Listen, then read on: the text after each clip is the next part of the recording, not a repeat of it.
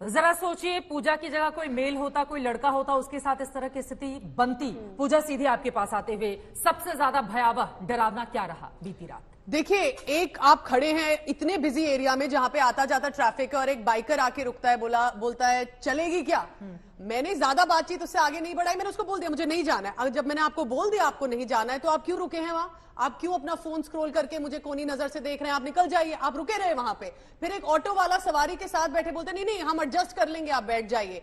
तो एक चीज देखिए, दोनों साइड्स में आपको बताऊंगी क्योंकि पॉश एरिया था ग्रेटर कैलाश का। एक चीज मुझे देख के अच्छी लगी कि बंदोबस्त था बैरिकेडिंग का, कांस्टेबल थे चेकिंग कर रहे थे, जो मुझे ये भी रियलाइज हुआ आप सब बाकी रिपोर्ट्स देखकर कि हर जगह नहीं होता है। पर मुझे मूविंग पीसीआर नहीं दिखी। स्टैटिक पीसीआर 2 जगह दिखी, ईस्ट ऑफ कैलाश और पंचील के पास। मूविंग क्यों नहीं थी? हम तो 3-4 घंटे उन सड़कों पे एरिया में थे, कैसे आपको मूविंग पीसीआर नहीं दिखी?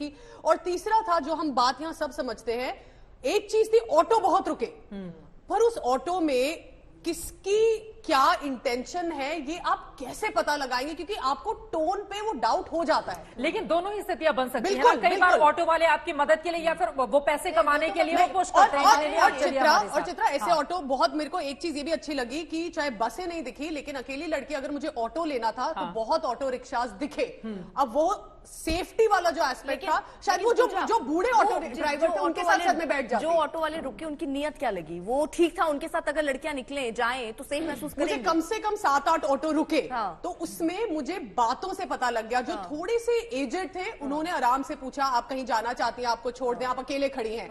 जो थोड़े अलग तरीके से पूछ रहे थे ना, वो tone as a woman, as a औरत आप पकड़ लेते हैं कि ये सिर्फ आपको ड्रॉप करने के लिए इंटेंशन में नहीं है। मगर मेरा एक क्वेश्चन है कि फिर लास्ट माइल कनेक्टिविटी क्या है? अगर एक औरत बाहर रात को उतरती है तो कोई ऑटो वैसे है नहीं, अगर आएगा भी तो आप डाउट करते हो उनका क्रेडिबिलिटी। तो कैब लोगे तो कैब का भी डर है कि कैसा वाला कैब होगा, पब्लिक ट्रांसपोर्ट तो नहीं है और पुलिस पेट्रोल तो कम ही था। तो Delhi is not a city for women at night. और एक चीज कहूंगी चित्रा, जो गाड़ी रुकती है चाहे वो ना ही रुके पूरा, पर जो वो रुक कर आपकी तरफ देखती है ना, नजर जो डर है वो डर एक आदमी दिल्ली में नहीं समझ। अच्छा क्या है, हम टर्न लेकर आएगा और थोड़ा दूर खड़े होकर रिवर्स करके देखेगा कि क्या हो रहा है। लेकिन सबसे बड़ी बात, अगर हम दिल्ली पुलिस की मैनुअल देखें, अगर अकेले है कि 826 मोबाइल पीसीआर वैन है, पूरी रात सारी औरतें घूमे, कहाँ दिखी है पीसीआर वैन? मतलब पूजा आप ये कह रही हो कि रात में किसी भी लड़की का अकेले बाहर निकलना ये सुरक्षित नहीं है, और दिल्ली पुलिस कुछ जगहों पर मुस्तैद दिखी, कुछ जगहों पर निर्धारित रही, उसको और ज्यादा सक्रियता दिखाने की जरूरत है। एरियाज में जरूर बंदोबस्त था, बैरिकेडिंग थी, हमें दिखी काफी जगह। बहुत सारे साउथ दिल्ली एरियाज में, बसंत कुंज में नहीं था, लेकिन जैसे ये भी मिक्स आया, कुछ जगह था और कुछ जगह पॉश एरिया होते हुए भी नहीं था। पर मोबाइल पीसीआर हमको चलते हुए नहीं दिखी, शायद वो दिखती तो एक और बिल्कुल। बीती रात हमने ये भी अनुभव किया कि बीती रात ठंड बहुत ज्यादा थी, कई हिस्सों में जबरदस्त तरीके से कोहरा पड़ रहा था, लेकिन बेटियां रात में अगर घर से निकले तो कितनी सुरक्षित है, हमारी अलग अलग संवाददाताओं की रिपोर्ट आपके सामने है। दिल्ली की बेटियां डरी हुई हैं और दिल्ली पुलिस क्या सो रही है, यह सवाल कायम है। ले चलते हैं दिल्ली के झंडे बालान में। मेरी सहयोगी श्वेता झा वहां पर पहुंची, वहां का हाल देखा। पुलिस वैन में पुलिस वाले सोते नजर आए। अब श्वेता झा की यह रिपोर्ट देखिए।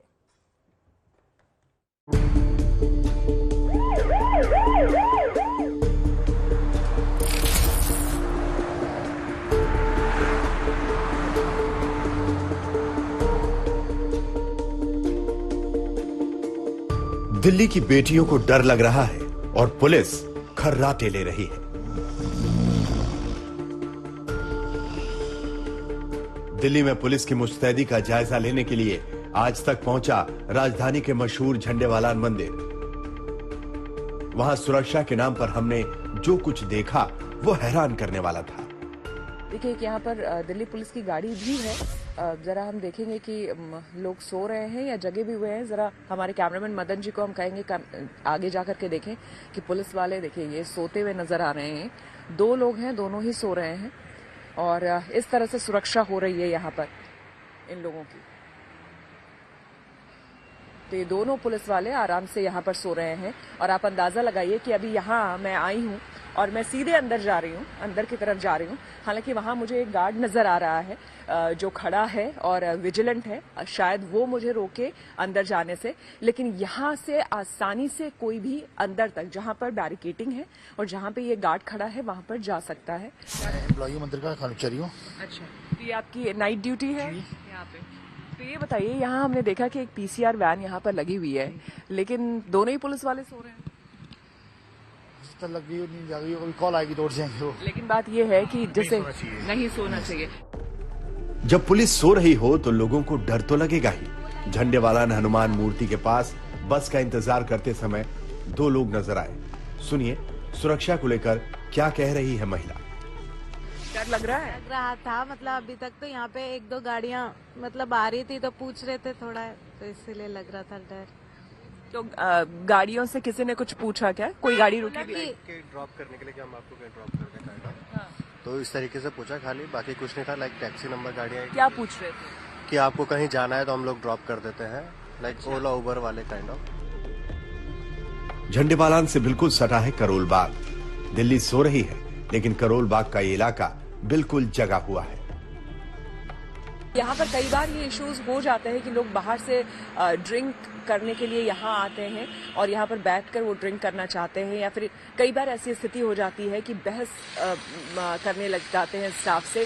तो वैसे में इन लोगों को इंस्ट्रक्शंस मिले हैं कि नाइट शिफ्ट में जो भी लोग अंदर काम कर रहे हैं, शॉप में काम कर रहे हैं, क्योंकि हर तरह के लोगों से डील करना होता है, तो फौरन पुलिस वालों को ये फोन करते हैं, पीसीआर को फोन करते हैं और इनके मुताबिक कि जब कभी भी इस तरह के इश्यूज आए हैं, जब कभी भी इस तरह की दिक्कतें आई हैं, उन्होंने पुलिस को फोन किया है तो पुलिस ने इनकी मदद की है। फौरन पीसीआर की गाड़ी जो है, वैन जो है वो आ जाती है और इनकी मदद करती है। करोल बाग से आगे बढ़े तो हम राजेंद्र नगर पहुंचे, दिल्ली का बिजनेस और कोचिंग हब। और राजेंद्र नगर इलाके में हम हैं और दिल्ली पुलिस की गाड़ी इस वक्त हमें दिख रही है। हमने देखा यहाँ पर, आपको बता दें कि यहाँ पर दिल्ली पुलिस एकेडमी भी है राजेंद्र नगर में, और रिहायशी इलाका है जहाँ इस वक्त अभी हम घूम रहे हैं, जहाँ हम देखने की कोशिश कर रहे हैं, जाने की कोशिश कर रहे हैं कि अगर सुबह के 4 बज रहे हैं तो यहाँ पर सिक्योरिटी पॉइंट ऑफ व्यू से अगर देखा जाए तो किस तरह की सिक्योरिटी यहाँ पर है। ये जो पूरा इलाका है, एक तरफ आपको जो हम अभी दिखा रहे हैं वो है Delhi police specialised training centre, Delhi police academy Rajendra Nagar. ये है वो इलाका।